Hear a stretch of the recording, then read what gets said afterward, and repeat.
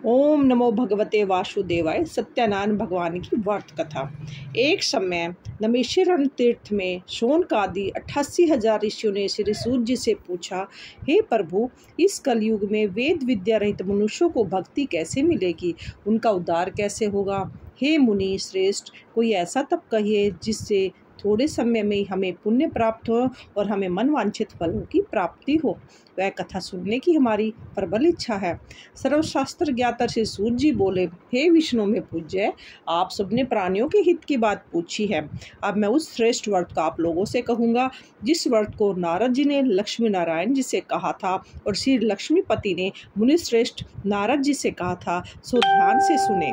एक समय की बात है, योगी राज नारद जी दूसरों के हित की इच्छा से अनेक लोकों में घूमते हुए मृत्यु लोक में आ पहुँचे। यहाँ अनेक योनियों में जन्मे हुए प्राय सभी मनुष्यों को अपने कर्मों के द्वारा अनेक दुखों से पीड़ित देखकर सोचा कि किसी यत्न के करने से इनके दुखों का नाश होगा। ऐसा मन में सोचकर विष्णु लोक को चले गए। वहाँ श्वेत वर्ण और 4 भुजाओं वाले देवों के देव नारायण का, जिनके हाथ में शंख चक्र गदा पद्म थे और वरमाला पहने हुए थे, देखकर स्तुति करने लगे। हे भगवान, आप अनंत शक्ति से संपन्न हैं, मन और वाणी भी आपको नहीं पा सकती। आपका आदि अंत नहीं है। निर्गुण स्वरूप सृष्टि के कारण भक्तों के दुखों को नष्ट करने वाले हो, आपको मेरा नमस्कार है। नारद जी से इस प्रकार की स्तुति सुनकर भगवान विष्णु बोले, हे मुनिश्रेष्ठ, आपके मन में क्या है, आपका किस काम के लिए आगमन हुआ है, निसंकोच कहो। तब नारद मुनि बोले, मृत्युलोक में सब मनुष्यों को अनेक योनियों में पैदा हुए हैं। अपने अपने कर्मों के द्वारा अनेक प्रकार को दुखों से मैंने दुखी देखा है। हे नाथ, मुझ पर दया रखते हो तो बताएं, उन मनुष्यों के सब दुख कैसे ही दूर होंगे। तो श्री भगवान बोले, हे नारद, मनुष्यों की भलाई के लिए तुमने बहुत अच्छी बात पूछी है। जिसके करने से मनुष्य मोह से छूट जाता है वह मैं तुम्हें बताता हूँ, सुनो। पुण्य देने वाला स्वर्ग और मृत्युलोक दोनों में ही एक बड़ा ही उत्तम व्रत है। आज मैं प्रेमवश होकर वह तुमसे कहता हूँ। श्री सत्यानारायण भगवान का यह व्रत अच्छी तरह विधि पूर्वक करके मनुष्य तुरंत ही यहाँ सुख भोग कर मरने पर मोक्ष को प्राप्त होता है। श्री भगवान के ऐसे वचन सुनकर नारद मुनि बोले कि इस व्रत का फल क्या है, विधान क्या है, किस किस ने इस व्रत को किया है, किस दिन इस व्रत को करना चाहिए, ये विस्तार से हमें बताएं। भगवान बोले, सुख दुख आदि को दूर करने वाला, धन धान्य को बढ़ाने वाला, सौभाग्य और संतान को देने वाला, यह व्रत सब स्थानों पर विजय करने वाला है। भक्ति और श्रद्धा के साथ किसी भी दिन मनुष्य से सत्यनारायण की शाम के समय ब्राह्मणों और बंधुओं के साथ धर्मपरायण होकर पूजा करे। भक्ति भाव से नैवेद्य केले का फल, घी, दूध और गेहूं का चूर्ण स्वाया ले। गेहूं के अभाव में साठी का चूर्ण, शक्कर और गुड़ भी ले सकते हैं। सब सामान को इकट्ठा करके भगवान को अर्पित करें। बंधु बांधवों से ब्राह्मण को भोजन कराएं। उसके पश्चात समय भोजन करें। नृत्य गीत आदि का आचरण कर श्री सत्यनारायण भगवान को याद करते हुए मनुष्य अपना जीवन व्यतीत करे। इस तरह व्रत करने पर मनुष्य की समस्त इच्छाएं निश्चय ही पूरी होंगी। विशेषकर कली काल में मृत्युलोक में यही मोक्ष का सरल उपाय है। दूसरा अध्याय। श्री सूत जी बोले, हे ऋषियों, जिसने पहले इस व्रत को किया है उसका इतिहास कहता हूँ, ध्यान से सुनो। सुंदर काशीपुरी नगरी में एक अनंत निर्धन ब्राह्मण रहता था। वह भूख प्यास से बेचैन हुआ पृथ्वी पर यहाँ वहाँ घूम रहा था। ब्राह्मणों से प्रेम करने वाले भगवान ने ब्राह्मण का रूप धारण करके उसके पास आकर आदर से पूछा, हे ब्राह्मण, नित्य दुखी हुआ आप पृथ्वी पर क्यों घूमता है। दीन ब्राह्मण बोला, मैं निर्धन ब्राह्मण हूँ, भिक्षा के लिए पृथ्वी पर फिरता हूँ। हे भगवान, यदि आप इसका कोई उपाय जानते हो तो कृपा करके मुझे बताएं। वृद्ध ब्राह्मण बोला, सत्यनारायण भगवान मनवांछित फल देने वाले हैं, इसलिए हे ब्राह्मण, तू उनका पूजन कर, जिनके करने से मनुष्य सब दुखों से मुक्त हो जाता है। ब्राह्मण का व्रत का सारा विधान बताकर बुरे ब्राह्मण का रूप धारण करने वाले श्री सत्यनारायण भगवान जी अंतर्ध्यान हो गए। जिस व्रत को वृद्ध ब्राह्मण ने बतलाया है मैं उसको अवश्य करूँगा, ऐसा मन में निश्चय करते हुए उसे रात में नींद भी नहीं आई। जब सवेरा उठा तो सबसे पहले उसने सत्यनारायण भगवान के व्रत का निश्चय किया। भिक्षा के लिए चला गया। उस दिन उसको भिक्षा में कई गुना ज्यादा धन मिला, जिससे बंधु बांधवों के साथ उसने श्री सत्यनारायण का व्रत किया, जिसके करने से वह ब्राह्मण सब दुखों से छूटकर अनेक प्रकार की संपत्तियों से युक्त हुआ। उस समय में वह वृद्ध ब्राह्मण हर मास से ये व्रत करने लगा। इस तरह सत्यनारायण की भगवान के व्रत को जो भी करेगा वह सब पापों से छूटकर अंत में मोक्ष को प्राप्त होता है। आगे पृथ्वी पर श्री सत्यनारायण भगवान का यह व्रत जो करेगा वह मनुष्य सब दुखों से छूट जाएगा। इस तरह नारद जी ने नारायण जी का कहा हुआ यह व्रत मैंने तुमसे कहा है। हे ब्राह्मण, अब मैं और क्या कहूँ। ऋषि बोले, हे मुनिवर, संसार में उस ब्राह्मण से सुनकर और किस किस ने इस व्रत को किया है, हम वह सब सुनना चाहते हैं। इसके लिए हमारे मन में बड़ी श्रद्धा है। सूत जी बोले, हे मुनियों, जिसने इस व्रत को किया वह सब सुनो। एक समय एक ब्राह्मण धन और ऐश्वर्य के अनुसार बंधु बांधवों के साथ व्रत करने को तैयार हुआ। उसी समय एक लकड़ी बेचने वाला बूढ़ा आदमी आया और बाहर लकड़ियों को रखकर विप्र के मकान में गया। प्यास से दुखी हुआ लकड़हारा उनके व्रत करते देखकर ब्राह्मण को नमस्कार कर कहने लगा, आप यह क्या कर रहे हैं और इसके करने का क्या फल है, कृपा करके आप मुझे बताएं। ब्राह्मण ने कहा, सब मनोकामनाओं को पूर्ण करने वाला ये श्री सत्यनारायण भगवान का व्रत है। इसकी ही कृपा से मेरे यहाँ पर धन धान्य आदि की वृद्धि हुई है। ब्राह्मण से इस व्रत के बारे में जानकर लकड़हारा बहुत खुश हुआ। उसने चरणामृत लिया और प्रसाद खाने के बाद अपने घर को गया। लकड़हारे के मन में इस प्रकार का उसने संकल्प लिया कि आज गांव में जो भी लकड़ियों बेचने से मुझे धन मिलेगा उसी से मैं सत्यनारायण भगवान का उत्तम व्रत करूंगा। यह सोचकर बूढ़ा आदमी लकड़ियां अपने सर पर रखकर जिस नगर में धनवान लोग रहते थे ऐसे सुंदर नगर में चला गया। उस रोज वहां पर उन लकड़ियों का दाम उसको पहले से कई गुना ज्यादा मिला। तब वह बूढ़ा लकड़हारा दाम ले अति प्रसन्न होकर के केले की फली, शक्कर, घी, दूध, दही, गेहूं का चूर्ण सभी सामान लेकर श्री सत्यनारायण भगवान के व्रत की सामग्रियों को लेकर अपने घर को चला गया। फिर उसने अपने भाई बंधुओं सहित को बुलाकर भगवान जी का पूजन और व्रत किया। उस व्रत के प्रभाव से वह बूढ़ा लकड़हारा धन पुत्र आदि से युक्त हुआ और संसार के समस्त सुख भोग कर वैकुंठ धाम को चला गया। श्रीमन नारायण नारायण नारायण, भगवान नारायण नारायण नारायण। अब हम सुनेंगे तीसरा अध्याय। सूत जी बोले, हे मुनि श्रेष्ठ, अब आगे की कथा बताता हूँ। पहले समय में उल्का मुख नाम का एक बुद्धिमान राजा था। वह सत्यवक्ता और जितेंद्रिय था। प्रतिदिन देवस्थानों पर जाता, गरीबों को धन देकर उनके कष्ट को दूर करता था। उसकी पत्नी कमल के समान मुख वाली और सती सावित्री थी। भद्रशिला नदी के तट पर उन दोनों ने श्री सत्यनारायण भगवान का व्रत किया। उस व्रत के समय वहां पर एक साधु नामक वेश्या आया।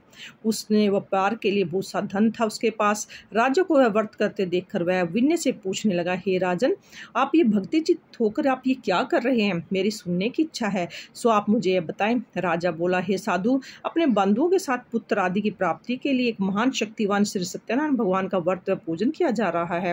राजा के ऐसे वचन सुनकर साधु आदर से बोला, हे राजन, मुझे इसका सब विधान कहो, मैं भी आपके कथा अनुसार इस व्रत को करूंगा। मेरे भी कोई संतान नहीं है, शायद इससे मेरी संतान होगी। राजा ने इससे सब विधान सुनकर व्यापार से फ्री होकर अनंत के साथ घर गया। साधु ने अपनी स्त्री से संतान देने वाले उस व्रत का वर्णन सुनाया और कहा कि जब मेरे संतान होगी तब मैं इस व्रत को करूंगा। साधु ने ऐसे वचन अपनी स्त्री लीलावती से कहे।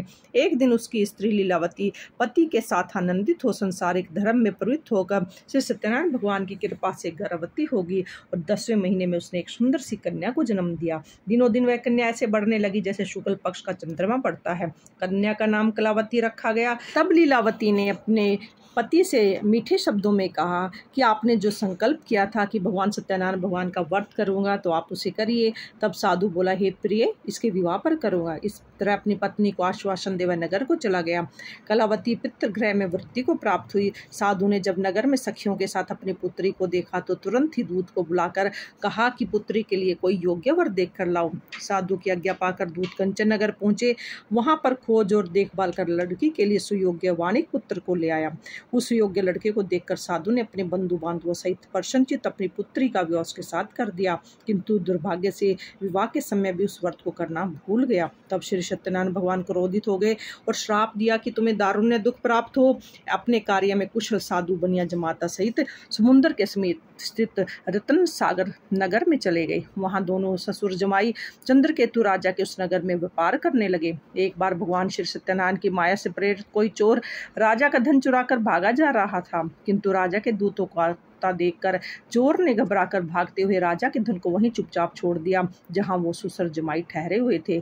जब दूतों ने उस साधु वेश्या के पास राजा के धन को रखा देखा तो दोनों को बांध कर ले गए। वो प्रसन्नता से दौड़ते हुए राजा के समीप जाकर बोले, यह 2 चोर हम पकड़ कर लाए हैं, देखकर आज्ञा दें। तब राजा की आज्ञा से उनको कठिन कारावास में डाल दिया गया और उनका जो धन था सब छीन लिया गया। सत्यनारायण भगवान की कृपा से के श्राप से उनकी पत्नी भी घर पर बहुत दुखी हुई और उस पर जो धन रखा हुआ था चोर चुरा कर ले गए। संसारिक और मानसिक पीड़ा, भूख प्यास से अति दुखी हो अन्न की चिंता में कलावती एक ब्राह्मण के घर चली गई। वहां उसने श्री सत्यनारायण भगवान का व्रत होते देखा, फिर कथा सुनी, प्रसाद ग्रहण किया और रात को घर आई। माता ने कलावती से कहा, हे पुत्री, तू कहाँ थी? तेरे मन में क्या है? कलावती बोली, हे माता, मैंने एक ब्राह्मण के घर में श्री सत्यनारायण भगवान का व्रत देखा है। कन्या के वचन सुनकर लीलावती भगवान के पूजन की तैयारी करने लगी। लीलावती ने अपने परिवार और बंधुओं सहित श्री सत्यनारायण भगवान का पूजन किया और वर मांगा कि मेरे पति दामाद शीघ्र आ जाएं। साथ ही प्रार्थना की कि हम सबका अपराध क्षमा करें।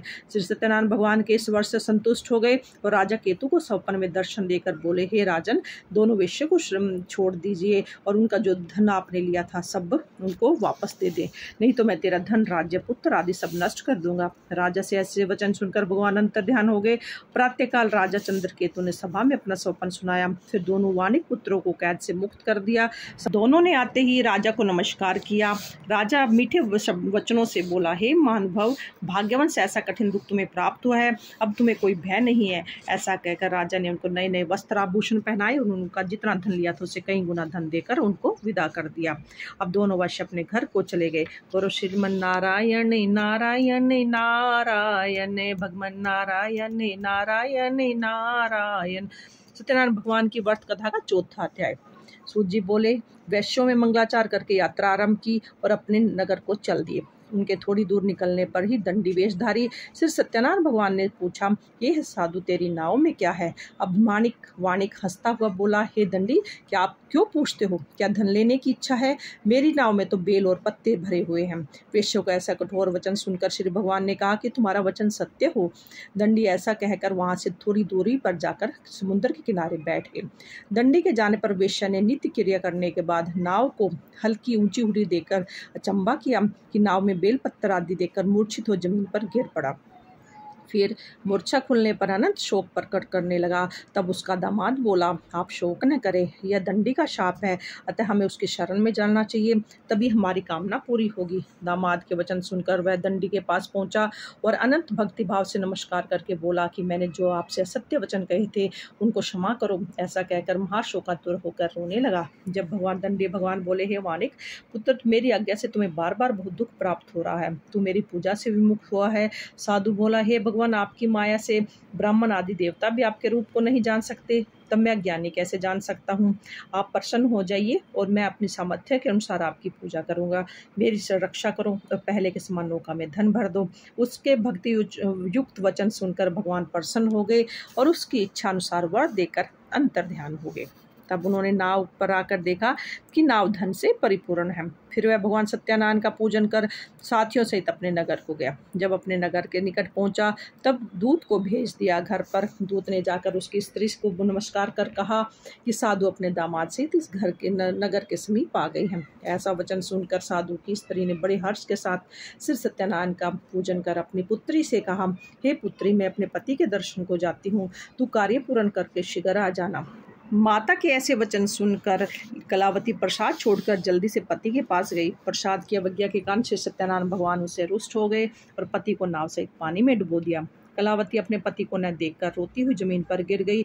इस तरह नौका को डूबा हुआ कन्या को रोता हुआ देखकर साधु दुखी होकर बोला, हे प्रभु, मुझसे या मेरे परिवार से जो भूल हुई है उसे क्षमा करो। इसके दीन वचन सुनकर श्री सत्यनारायण भगवान प्रसन्न हो गए और आकाशवाणी हुई कि हे साधु, तेरी कन्या मेरे प्रसाद को छोड़कर आई है, इसलिए इसका पति अदृश्य हुआ है।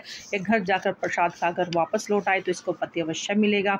ऐसे आकाशवाणी सुनकर कलावती ने घर पहुंचकर प्रसाद खाया। फिर उसका पति के दर्शन हुए। उसके पश्चात साधु ने बंधु बांधवों सहित सत्यनारायण भगवान का विधि पूर्वक पूजन किया। इस लोक का सुख भोगकर अंत में स्वर्ग लोक को चला गया। तो सत्यनारायण भगवान अध्याय 5वां।